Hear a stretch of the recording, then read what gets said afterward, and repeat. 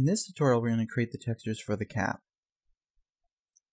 Okay, so to start with this one, we're just going to isolate this cap and let's talk about it here for a moment. So underneath the cap and all these faces down here, we have a lighter reflective material. Now, it's not going to matter because our final composition, this is facing away from us, so we're not going to bother.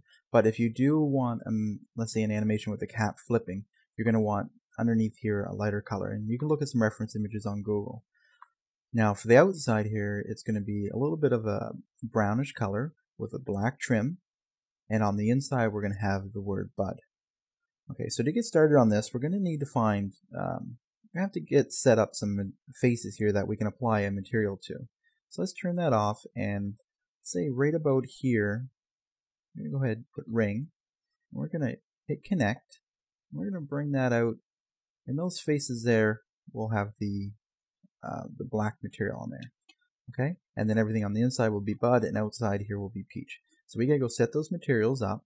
So we're gonna go to our material editor. All right, we're gonna name this material, the last one, neck label. All right, and we can minimize those ones up too, clean those away. All right, so in our next material, we get materials, Mentoray, arc, design. And we're just going to make this a dark material, but not fully black. And we'll call this cap trim. Alright, with the polygon selected, we can assign material to selection. Alright, easy enough. So we can select all the other all these other ones. Maybe we'll have to switch our view to do this. Alright, so we want to, perhaps it was easier if we set the brown one first, and then we can easily put the black one in. So we'll create another material, Mentoray, arc and design, and we'll give this one a bit of a brownish, yellowish look. Down there. We can always play with this a little bit. One side, and this one is cap trim. And we can assign this to the selection. Okay, so now that that material's covered everything, we can easily select these faces and assign this one to that.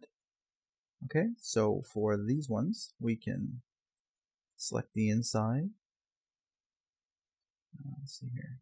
All right, we'll just select all these ones on the inside, and then we'll use a grow. Make a new material. And we're just going to assign this before we lose our selection. Alright, and we can see that everything's good to go.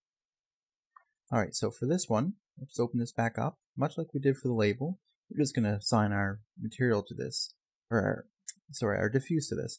However, we need to check our UVs and make sure that everything's ready. So UV unwrap, select all our faces, hit edit, and we're just going to need to do a planar map to this one. Alright, so now that this is shot down from either the bottom or the top, it doesn't matter. Close that. We'll turn off our mesh smooth. We'll collapse our layer. And we'll put a mesh smooth. Now you don't have to collapse your layers when I put a UV on there. I just prefer to get rid of them so that way you can't alter it later on. You have to specifically put another layer on top. Okay, and we're going to create a new material, or new map, standard bitmap, and we're going to plug in our cap material into this. And I'll set this to view in viewport once it's connected. Alright, and we'll set this one to show in viewport as well. Give it a second. There it is. We'll take a render, see if that worked. And there you go. There's our cap. Try from a different angle here. Now we don't have to set this to be view in viewport that much.